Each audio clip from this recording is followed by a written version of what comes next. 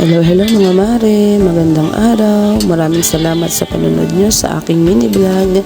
Ngayong araw nga ay naisipan kong magluto ng chop suey dahil nga po kami ay galing sa Baguio. Namili ko ng konting gulay para sa aking pamilya dahil nga po mura ang gulay doon. Mahirap lang kasi yung magbitbit papunta sa sasakyan, kaya bumili lang ako ng sakto lang para sa amin.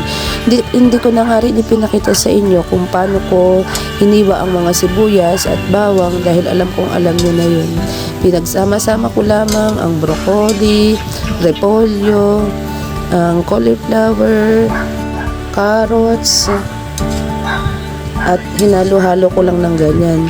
Gumamit nga lang pala ako ng giniding sa pagigisa niyan. Minekos-mekos ko nga lang yan para maghalo-halo yung kanyang lasa. Tsura pa lang, napakasarap na. Iba kasi yung mga gulay sa Baguio, napaka-fresh, mga bagong ani. Hindi ko nga lang na-videohan yung mga pinagbila namin yan kasi masyado akong na-excite sa mga pulutong ng mga gulay na ibinebenta sa pondohan mismo ng gulay. Sayang nga lang at wala akong video noon. Nung naalala ko ay nakasakay na kami sa van at kami ay ready nang umuwi Maraming salamat nga po pala sa panonood nyo sa aking luto serye mini vlog. Pagkatapos nga po pala nating imekos-mekos yan ay nilagyan ko lang yan ng oyster sauce pampalasa. Tinimplahan ko ng konting patis at konting magic sarap at minekos-mekos ko ulit hanggang sa lumambot ang gulay. Mga mare, kung nandirito lang kayo ay maaamoy nyo na talaga ang katakam-takam na amoy ng aking niluluto.